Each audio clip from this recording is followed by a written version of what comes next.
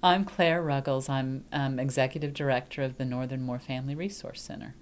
The Resource Center was founded in 1996 and has been serving families in Northern Moore County for almost 20 years. I've been here over 9 years, and since I've been the director, we've focused on trying to support children in their education and on trying to improve economic and housing conditions in Robbins and Northern Moore County. The center has been really the go-to organization for doing a lot of the things that are now taking place, because they are here. They have the trust of not only the community but the elected officials. I'd like to see Robbins become a thriving community economically again, and I think that the town officials, along with us, are taking steps to try to make that happen. See, a lot of people don't realize what they do. A lot of things the Northern Moore Resource Center does, it don't get told the right way. It ain't publicized enough, and because they do a lot, and they got my full cooperation to help anytime with the projects they do, because they're all positive. So we helped start the Robbins Business Association, and we've painted one coat on each of those buildings, and then we're painting the other end of the thing. We've finished, except for the door, that building. The 2 years that I've been here, I've seen how much they do and how much they are dedicated, because they're not here for a job or because they have to, because they really don't have to. It's because they want to. And not everybody can handle something like this and the stress of getting grants and help from everywhere just to give something to somebody else, and it's not for them. We also have little free libraries that we have put in sort of rural and isolated areas out from Robbins in every direction. There are a number of trailer parks that are just down dirt roads. They can be fairly isolating, particularly if a family just has one car and dad takes it to work, and so mom's at home with whatever children are not yet in school. And so there are little libraries that they can walk to and get a book. They've done nothing but good things for the community. They're always here to help. They're always here. I've not seen them not help somebody that needed it. We do a program that we started 3 years ago that is called Santa's Workshop. So every Christmas we send letters home with all children who attend Robbins Elementary and Elise Middle School, and we tell parents that we want to lend them a helping hand at Christmas. We ask them to list their children and their ages and sizes and send it back to us, and we partner with a number of churches so that the churches and us together shop for, and we set up our offices like a department store, and families, we assign them a time, and they come in and they're able to choose a pair of pants, a shirt, a coat, a pair of shoes, and a toy, thanks to Toys for Tots, and a book for each of their kids. It's a cool thing. We served over 600 children this past Christmas. They're not forced to be here, and I'm not either, and I'm really excited, and you can see how dedicated they are, and they have good hearts. I really can tell. Anybody could tell, I guess. They really have good hearts, and I hope they can rub some off on me. And the kids are wonderful, and they're bright, and they're enthusiastic, and they want to learn, and they're just start far behind, and they can never catch up. We realized that we need to start preschool and earlier, because that birth to 5 years is when kids build their vocabulary, make all the connections with the world. The county public school system is limited to the number of students that they can handle. There's no other outlet for it. There's no other early childhood type program or Head Start program, nothing like that in the area. In Northern Moore, it's more important than other places, I think, because the children in Northern Moore County don't have the advantages that some other children have who come from more affluent homes. Preschool is important in any case, but up here particularly important. And as a teacher in the public school, I've heard At the start of kindergarten, kids are behind. And that just upsets me so, because how can they be behind when they just started?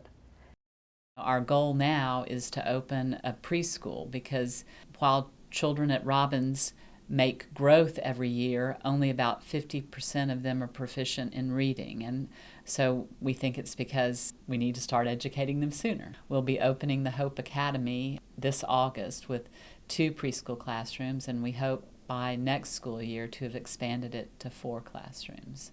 When I first started working up here, I realized that about 90% of the students at Robbins Elementary and Elise Middle School qualify for reduced or free lunch, and about 60% of the students at both schools speak English as their second language. So it's not spoken in the home, so that puts them at a disadvantage. So a preschool would really give them the language, the vocabulary and the structure that just hearing more English would provide. It's equally as important, especially with the dual language learners, to read in English and Spanish. And these kids could have such a benefit from, learning 2 languages at an early age. They can be bright and curious and excited, but it's just the odds are stacked against them. So I think if we can, start with them, I do think that it could change lives. It just was a great sort of happenstance that the town has a park across the street from its former fire and rescue squad building, and that's where we're going to house the Hope Academy. The park, gosh, the equipment's probably at least 30 years old, and Julie found an organization called Boone, and their mission is to make sure there are places for children to have active play. And so we applied for and received a grant from them to put in about $25,000 worth of new play equipment in the park. And it requires that the community build the park. The park across the way will be used kind of as an extension, an outdoor classroom. So we'll be able to go to the park and get muddy and paint, and it's all about when they leave dirtier than when they come. It's good to have folks that are really genuinely interested in helping others, and they've gone above and beyond in some cases to make sure that everyone is treated fairly or being helped out in any way, shape, or form, and giving them the tools necessary to move forward in life.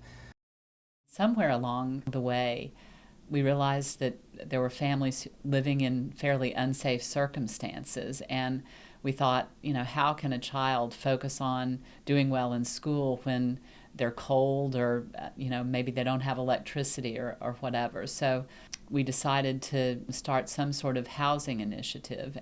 I came to work at the Resource Center about 3.5 years ago as an IDA coordinator. That's individual development account. That allowed us to help families prepare by offering savings and budgeting classes and help with credit repair or credit building so that they could be able to qualify for a mortgage.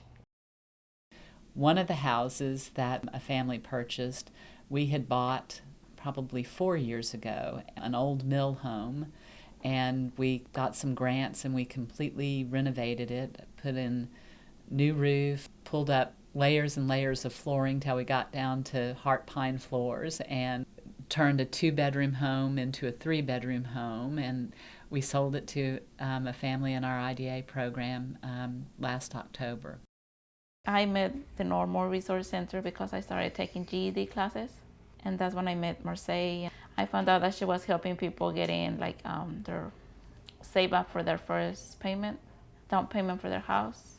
I talked to her about whether or not she was a homeowner and if she would be interested possibly in being a homeowner.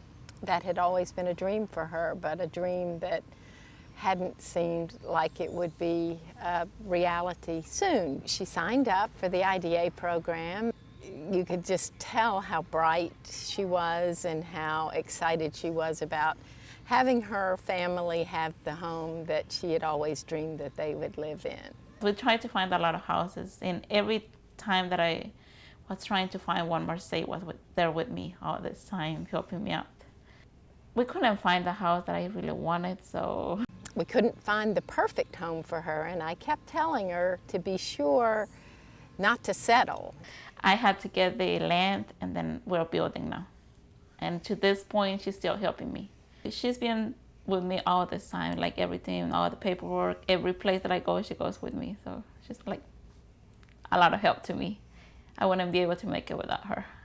The Resource Center is stretching out and really helping people in need that need the services that some can't afford and are critical at the time in the life of the children that are benefited from those.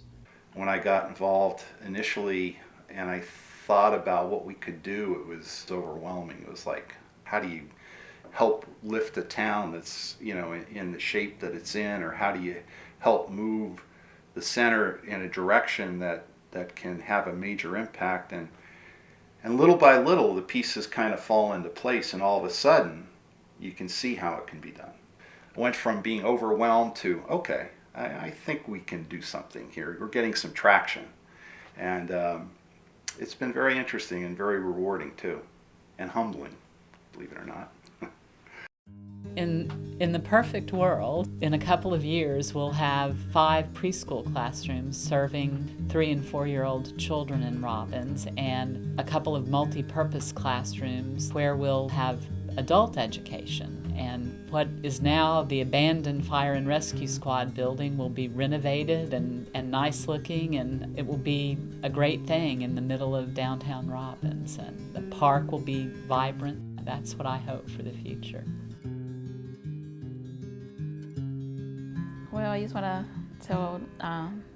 tell No More Resource Center that they're being a lot of help to me, and then I really appreciate everything they do, and I wish they keep doing it because there is a lot of people that need their help. And just thank you.